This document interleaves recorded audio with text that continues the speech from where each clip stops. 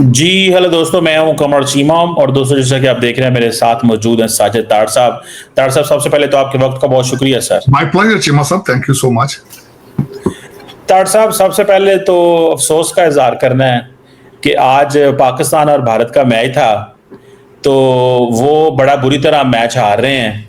और ये समझ नहीं आती, पाकिस्तानी खिलाड़ी इंडियंस को जैसे ही देखते हैं ग्राउंड में इनकी टांगें कांपनी शुरू कर जाती हैं। ना इनसे स्कोर बनता है, ना इनसे गेंद होंदी है, ना इन्होंने लाला इन्हों ते पैसे असी उड़ चले हैं।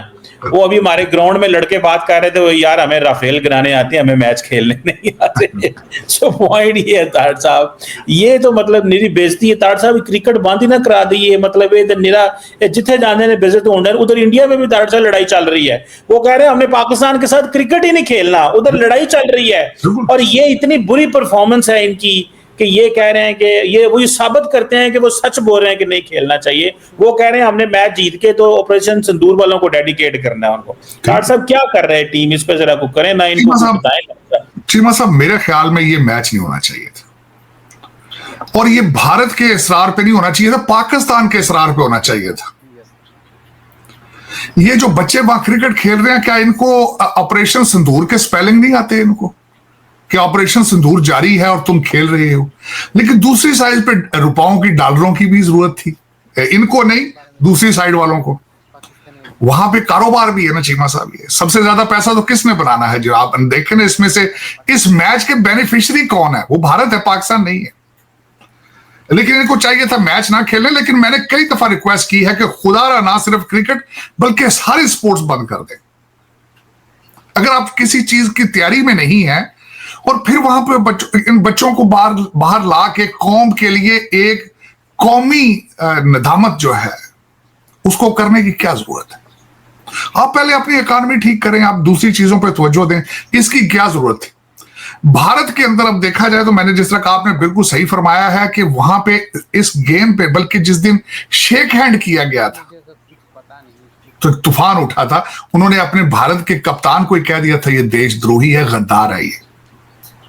क्योंकि दूसरी तरफ जो ये नफरत है, कारोबार है, सियासी कारोबार है, सोशल मीडिया के लिए कारोबार है, रेटिंग के लिए।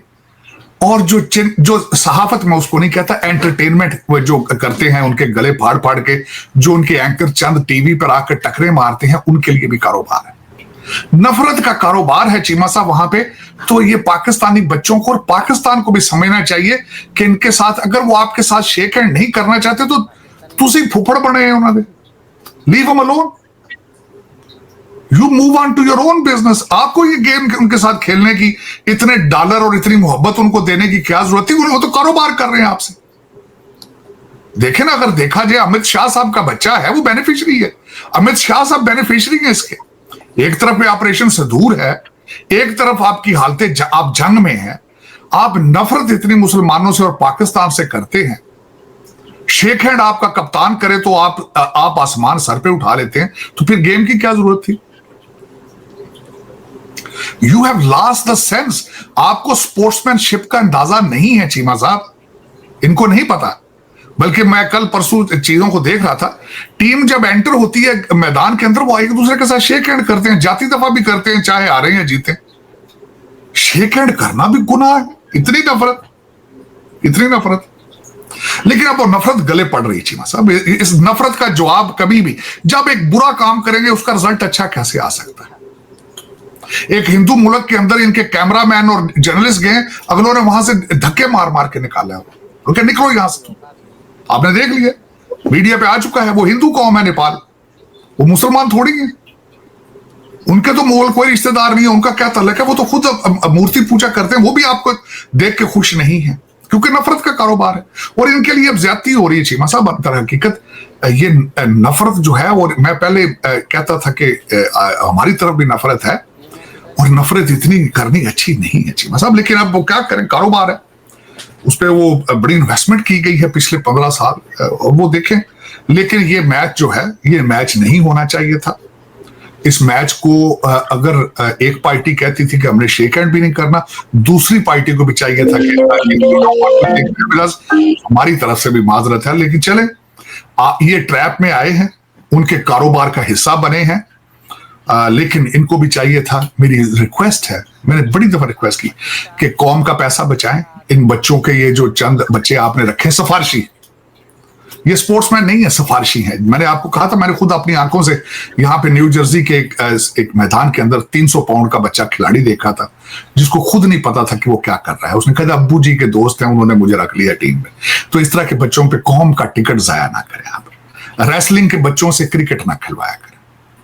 तो ये माफी दें, अपनी कौम को माफी दें। और इस जो आपकी नेशनल जिल्लत है, इससे आज पाकिस्तान, देखें दो चीजें, आज पाकिस्तान जो है इलेक्शन, ये हारेगा गेम, तकलीफ में जाएगा, तकलीफ में जाएगा। क्या जरूरत है, क्या जरूरत है। अब दूसरी तरफ से गेम ये थी चीमा साहब, बड़ा दूसरी साइड पे तो इतने बड़े फिलासफर बैठे हैं टीवी चैनलों पे भारत के अंदर, बड़ा बड़ा आइंस्टाइन बैठा है, बड़ा बड़ा हेनरी किसिंजर बैठा है। चीमा साहब, उन्होंने कहा था कि अगर हम हार गए तो हम कहेंगे भी हमने तो बाइकाट कर रखा था, अगर जीत गए तो उसको ओन कर लेंगे, हमने बदला ले लिया है, हमने जो वो 6 जो राफेल हैं उनका बदला ले लिया है। देखिए ना कितनी वो तो पॉलिटिक्स खेलते। अगर हार गए तो कहेंगे हमने तो बाइकाट कर रखा था, हमारा तो ऑपरेशन सिंदूर चल रहा है, हम तो क्यों खेला इन्होंने, हम तो इनको डिसओन करेंगे। अगर जीत गए तो ओन कर लेंगे, अगर हार गए। लेकिन दोनों गेम्स के अंदर पैसे हम खूब बनाएंगे। क्रिकेट पे पैसे बना रहे हैं, लेकिन जो टैरिफ में पैसे जा रहे हैं उसका क्या करेंगे। जो अमेरिका के साथ दुश्मनी लगी इस वक्त, जो भारत चाइना भाई भाई हो चुके हैं 6 राफेल गिराने वाली टेक्नोलॉजी के साथ, उसका क्या बनेगा भी। उधर भी तो डॉलरों का नुकसान हो रहा है, फैक्ट्रियां बंद हो रही हैं। आर्टिफिशियल इंटेलिजेंस के बच्चे जो इस वक्त यहां से बेरोजगार होंगे, यहां से जो वापस भारत जा रहे हैं, उनको पकौड़ों की दुकानें बना के देंगे आप, क्या करेंगे भाई वो। उधर आपकी तवज्जो नहीं है, उधर कोई तवज्जो नहीं। चले, लेकिन इस वक्त अगर आप देखें तो यहां पे क्रिकेट का मैच वाशिंगटन डीसी में भी हो रहा है।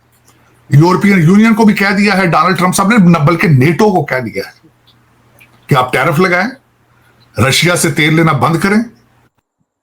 I'm in my 40s and my skincare needs to work harder as signs of aging become more visible. And because our goal is better aging and not... कि आप tariff लगाएं, Russia से तेल लेना बंद करें, चाइना के ऊपर भी टैरिफ लगाएं। तो ये इस क्रिकेट मैच का भी रिजल्ट जो है वो कहीं ना कहीं निकल रहा है, उसमें नुकसान पैसों का आपका होगा। फ्यूचर के लिए तैयार रहना चाहिए। जब तक रशिया से तेल लेना ये बंद नहीं कराएंगे मार्को रूबियो और सारे मिलके, तब तक वो सांस नहीं लेंगे। और जब रशिया से तेल लेना बंद करेंगे और उसके बाद इन्फ्लेशन का एक तूफान आएगा। अमेरिका शायद आपके साथ तिजारत शुरू कर दे, लेकिन एक इन्फ्लेशन का तूफान वहां पे जरूर आएगा। लेकिन चीमा साहब, मेरा ख्याल है, मैं तो खैर जाती तौर पे छोड़े, मैंने तो ये छोड़ ही दिया है। जो अमन की आशा का प्रचार मैंने शुरू कर रखा था, मैंने उस आशा को बंद कर दिया है।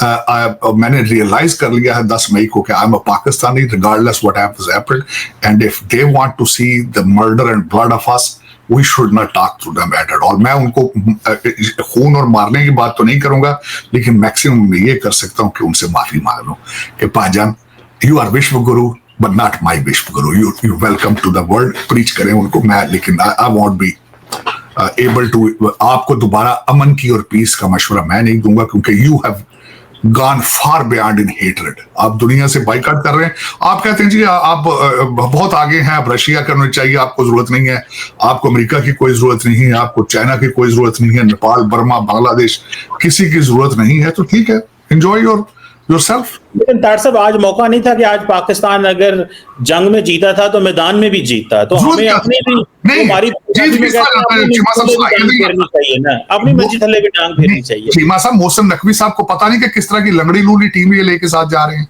जो हर दफा मैच हारती है, हर एक किसी से हारती है।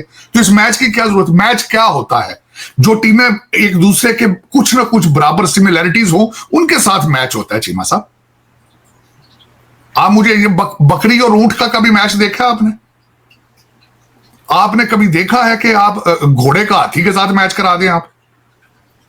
तो क्या जरूरत थी भाई, अपनी कौम को अजियत देने की क्या जरूरत थी भाई? और वो तो खुद कहते थे हम तुम्हारे साथ जंग में हैं, हालते जंग में।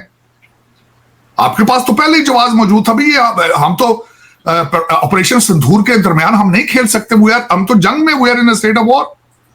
और जब पता हो कि हमारी टीम इस सलाहियत की नहीं है, तो ये नेशनल ह्यूमिलिएशन की जरूरत क्या थी इस तकलीफ की?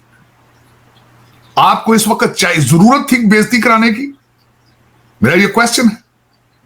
और मैं बड़ी दफा कहा चीमा साहब, ये नहीं सिर्फ आप हॉकी में दूसरे देखिए, दो चीजें आपके, अगर वहां पे ग्राउंड मौजूद नहीं है, प्ले ग्राउंड, आप जब तक आपके पास कोचेज मौजूद नहीं है प्रॉपर, तो ये करने की क्या जरूरत है? तकलीफ देने की, कौम को बार बार जूते मरवाने, नेशनल ह्यूमिलिएशन देनी, इसकी जरूरत थी इसकी? ये मेरा क्वेश्चन है। ये बार बार एक्सरसाइज, कौम को परेशान करना, अजियत देना, और फिर उनका तो कारोबार है ना भाई, उनका नफरत भी कारोबार है। और आज क्रिकेट के अंदर खेल के भी उन्होंने टिकटें तो कहते हैं सारी नहीं बिकी, क्योंकि लोग अब डरते हैं इनके मैचों में जाने से। वो कहते हैं कि ये बदतमीजी का तूफान है, क्या पता वहां पे कुर्सियों से लड़ पड़े एक दूसरे के साथ। अब टिकट भी नहीं बिके, 100% टिकट नहीं बिके थे, मैं पढ़ रहा था, बीबीसी के ऊपर आया, बल्कि टिकट नहीं बिके। लेकिन ये चाहिए था ना हमारे जो लीडरान है कि वो इस तरह की, ये इनको लेके जहाजों पे चढ़ के ना निकला करेंगे कि वो इतना टाइम कौम का पैसा जाया करते हैं। भारत ने तो पैसा बनाना था, तो वो तो देखे ना, हालते जंग में भी लड़ रहे हैं पैसा कमाने के लिए, वो तो ठीक है, उन्हें तो सूट करता है, आपको सूट नहीं करता। आज शाम को मेरा मकसद, जिस तरीके से आपने अपनी कौम को अजियत दी है, तो उसकी क्या जरूरत थी भाई? चले, लेकिन ये फिर फैसले को एक काम नहीं है चीमा साहब, हम पहले कौन सी चीजें ज्यादा सोच के साथ चलते हैं, किस तरह आगे जाते हैं। पहले भी इस तरह ही है हमारे डिपार्टमेंट, आपके देखे ना, इस वक्त जज देख लें, आप जुडिशरी देख लें, वो हाइब्रिड सिस्टम के खिलाफ है, कहते हैं जी आमरीयत चल रही, तो रिजाइन दो भाई, रिजाइन देकर घर चले जाओ।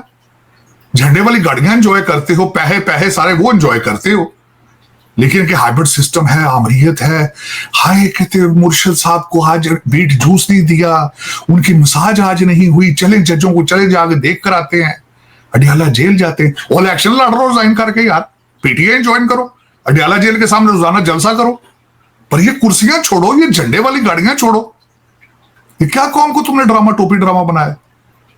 वो दूसरा, मैं बस चीमा साहब एक बात हो तो बताया जाए, क्रिकेट का फील्ड ही नहीं है, और कई फील्ड्स के अंदर आपकी चीजें ठीक होने वाली हैं, लेकिन पता नहीं क्यों नहीं हो रही है, क्या वजह है? होगी, लेकिन होंगे, लेकिन टाइम स्लो है, गलत हो रहा है। मैंने, हमारे आर्मी चीफ साहब ये कहते हैं कि तरक्की की तरफ हमने जाना है, इसमें कोई शक नहीं है, हमें कोई नहीं रोक सकता, लेकिन थोड़ी स्पीड स्लो है मेरे ख्याल में, जो मेरा अंदाजा है। जिस तरह आप कह रहे हैं कि मंजी थले डांग फिरो, ना सिर्फ क्रिकेट चीमा साहब, ਤੁਹਾਡੀਆਂ ਸਾਰੀਆਂ ਮੰਜੀਆਂ ਜਿਹੜੀਆਂ ਪਈਆਂ ਨੇ, ਉਹਨਾਂ ਦੇ ਥੱਲੇ ਡਾਂਗ ਪਲੱਸ ਲਿੱਤਰ ਫਿਰਨੇ की जरूरत है। ਡਾਂਗ ਫੇਰ ਕੇ ਥੱਲੇ ਬੈਠੇ ਨਾ ਚੱਠੇ ਦੇ ਦੂਜੇ ਜਿਹੜੇ ਅੱਗੇ ਪਿੱਛੇ, उन डांग फेर के बाहर निकाल के फिर उसके साथ ना डील करने की जरूरत है।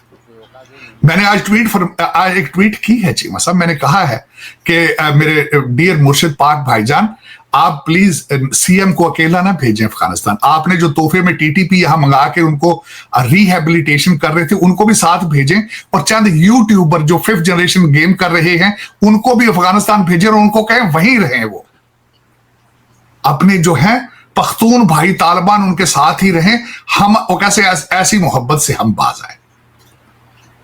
आज भी आपके उन्होंने 35 मारे हैं, 12 फौजी आज आपके शहीद हुए हैं आज, तो ये मैं माफी मांगना चाहता हूं पाकिस्तान के मुहिब्बे वतन जो पुरअमन शहरी हैं, उनके बिहाफ पर मैं आज माफी मांगना चाहता हूं। मुर्शिद पाक, हम आपके जख्मों के जख्मी हैं, हम आपने जो बुजदार और गोगियां यहां उड़ाई हैं महमूद खान, हम अभी जख्म ताजे हैं, हमारे ताजे, हम नहीं भूले। आपने जिस तरह मोहसिन बेग का ऑपरेशन किया था, मैं अभी वो हमें याद है, वो याद। जिस तरीके से आपने हनीफ अब्बासी को, जिस तरीके से आपने राना सनाउल्लाह को इबरत का निशान बनाया था, अभी वो यादें ताजी।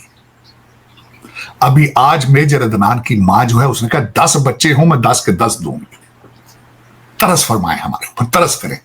आप खुद भी टीटीपी को लेकर आप अफगानिस्तान शिफ्ट हो जाए, खुदा का नवास्ता, तरस करें पाकिस्तान में।